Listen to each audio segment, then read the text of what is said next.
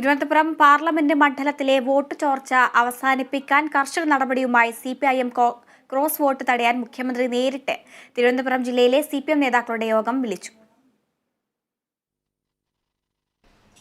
എല്ലാവർക്കും സ്വീകാര്യനായ സ്ഥാനാർത്ഥി, തദ്ദേശഭരണ സ്ഥാപനങ്ങളിലെ തെരഞ്ഞെടുപ്പുകളിൽ CPMന് ലഭിച്ച മേൽക്കൈ, CPMന്റെയും ഇടതുമുന്നണിയുടെയും ചിട്ടയായ പ്രവർത്തനങ്ങൾ ഇതെല്ലാം പന്ന്യൻ രവീന്ദ്രന്റെ വിജയത്തിന് വഴിവെക്കുമെന്നാണ് CPM വിലയിരുത്തൽ.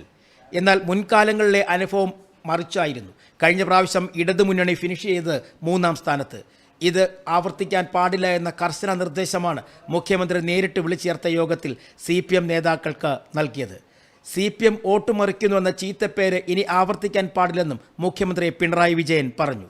ചില CPM നേതാക്കൾ തിരുവനന്തപുരം വിട്ട് CPM ജില്ലാ സെക്രട്ടറി മത്സരിക്കുന്ന ആറ്റിങ്ങൽ കേന്ദ്രീകരിച്ച് പ്രവർത്തിക്കുന്നതായി ആരോപണം ഉയർന്നിരുന്നു. പന്ന്യൻ രവീന്ദ്രന്റെ വിജയത്തിനപ്പുറം മറ്റൊന്നും പ്രതീക്ഷിക്കുന്നില്ലെന്നാണ് മുഖ്യമന്ത്രി പറയുന്നത്.